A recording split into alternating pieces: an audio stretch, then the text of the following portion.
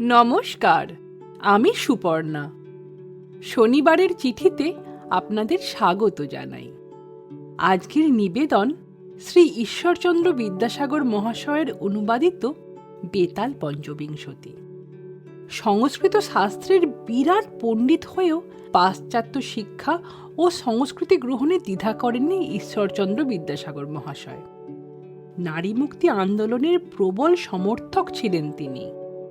হিন্দু বিধবাদের অসহনীয় দুঃখ, তাদের প্রতি পরিবারবর্গের অন্যায়, অবিচার, অত্যাচার গভীরভাবে ব্যথিত করেছিল তাঁকে। এই বিধবাদের মুক্তির জন্য তিনি আজীবন সর্বস্ব পণ করেও সংগ্রাম করেছেন। হিন্দু শাস্ত্র উদ্ধৃত করে প্রমাণ করেছেন যে লোকাচার ধর্মের নামে সমাজে প্রচলিত, আসলে তা ধর্ম বহির্ভূত স্থবিরতার আচার মাত্র। তাঁর আন্দোলন সফল হয়েছিল। 1856 সালে সরকার বিধবা বিবাহ আইন সিদ্ধ ঘোষণা করেন। তবে শুধু আইন প্রণয়নই ক্ষান্ত থাকেননি বিদ্যাসাগর মহাশয়। তাঁর উদ্যোগে বিধবা বিবাহ অনুষ্ঠান আয়োজিত হয়। তাঁর পুত্র নারায়ণচন্দ্রও এক ভাগ্যহীনা বিধবাকে বিবাহ করেন। এজন্য সে যুগের রক্ষণশীল সমাজ ও সমাজপতিদের কঠোর বিদ্রূপ ও অপমান সহ্য করতে হয় তাঁকে। বিধবা বিবাহ প্রবর্তনের সঙ্গে সঙ্গে বহু বিবাহের মতো কুপ্রথাকে নির্মূল করতে তিনি আজীবন সংগ্রাম করেন। প্রচার করেন বাল্যবিবাহ রোধের সপক্ষেও। সঙ্গে সঙ্গে নারী শিক্ষার প্রসারেও যথাযথ গুরুত্ব আরোপ করেন। বিদ্যাসাগর মহাশয়কে শ্রদ্ধা জানিয়ে শুরু করছি আমাদের আজকের পর্ব। আগের কয়েকটি পর্বে আমরা শুনেছি কিভাবে বিক্রম ও বেতালের দেখা হয় ও বেতালের বিক্রমকে দেওয়া শর্ত। বেতালের বিক্রমকে বলা কয়েকটি গল্পও শুনেছি আমরা। এটা আমাদের বিক্রম বেতাল ধারাবাহিকের ত্রয়োদশ পর্ব। আজকের গল্পের নাম দেবস্বামী ও লাবণ্যবতী। বহুকাল আগে চূড়াপুরে এক ব্রাহ্মণ বাস করতেন। তার নাম ছিল দেবস্বামী। ব্রাহ্মণ দেবস্বামী দেখতে খুবই সুপুরুষ ছিলেন আর ধনীও ছিলেন। তার স্ত্রীর নাম ছিল লাবণ্যবতী। দুইজনে খুবই সুখে শান্তিতে জীবন কাটাচ্ছিল।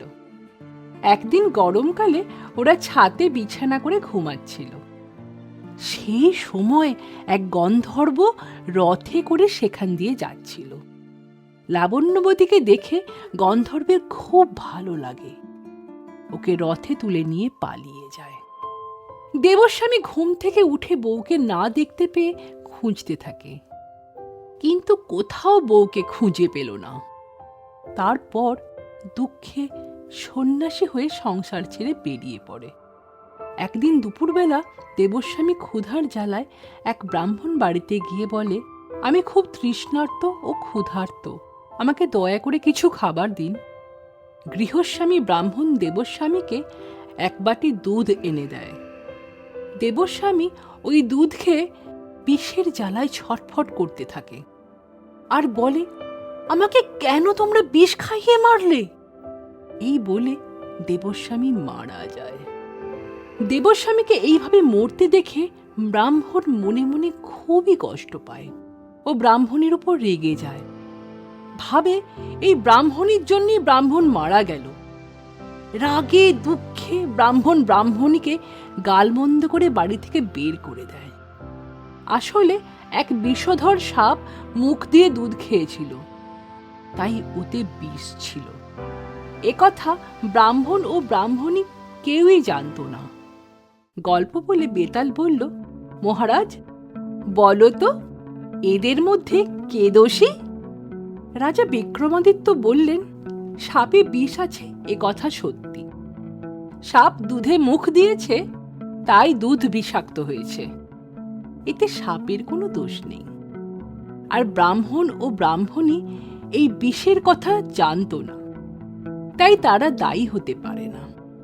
আর দেবস্বামী ছিল ক্ষুধার্ত, তাই সে দুধ পান করেছে।